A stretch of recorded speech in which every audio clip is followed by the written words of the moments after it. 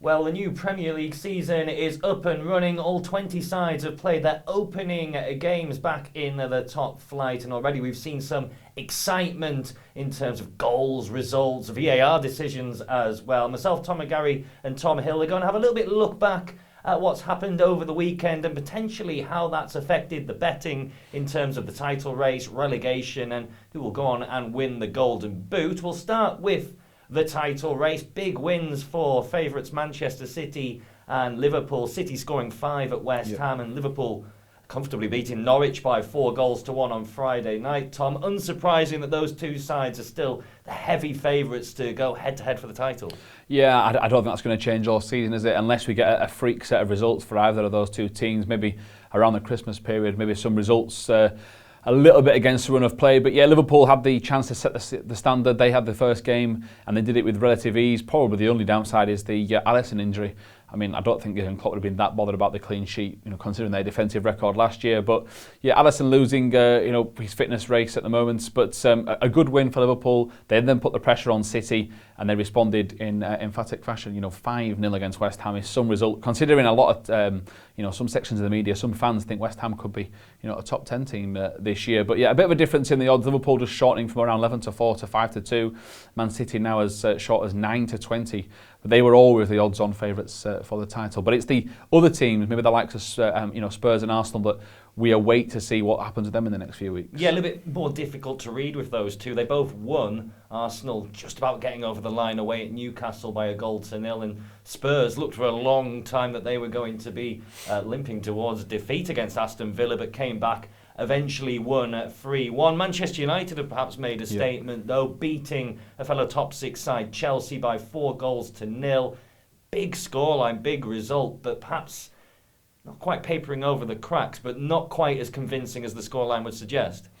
No, I think, Chelsea actually had a decent first 45 to an hour, so the problem is Chelsea missed their chances. Tammy Abraham hit the post. Emerson did likewise. He also had 2 really good shots saved as well. And on a different day, they could have scored a couple of goals, Chelsea. So, but at the end of the day, United had to beat them convincingly, which they did. They looked pacey. They looked, very quick in certain areas. And there's a huge drop in the odds for their point of view. They're around 40s around Friday afternoon for the Premier League title.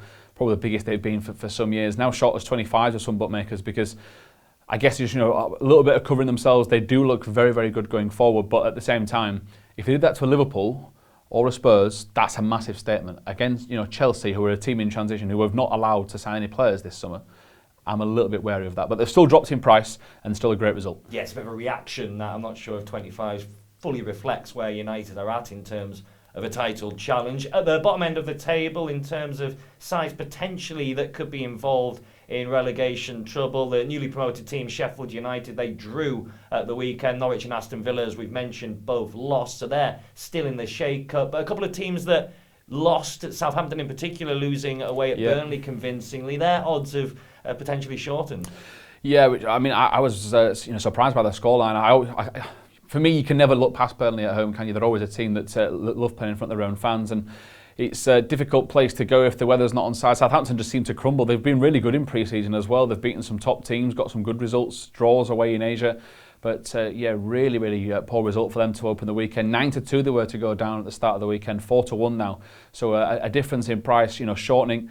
And I guess, Ralph Hasenhutl's team have got to bounce back. It's early days though, of course, with it being the first weekend of the season. The same can be said for Newcastle, can't they? They were, I guess, people probably covered them a little bit when Rafa Benitez left. For me, the man that kept them up single-handedly last year, if he's not there, the odds are always going to change. And there's just a slight little change for Newcastle. They're around 2-1. They're about 15-8 now to go down. But they only lost 1-0 to Arsenal. Yeah, and I think they put in a pretty decent display. Looked quite solid as well. In terms of the top scorer race, well, a lot of the big contenders, if you like, they all got off the mark by scoring at least 1 goal in the case of Pierre-Emerick Aubameyang. Harry Kane got a brace, and Raheem Sterling, well, he's leading the way at the moment with a hat-trick against West Ham. Yeah, Sterling's the one that's the biggest mover.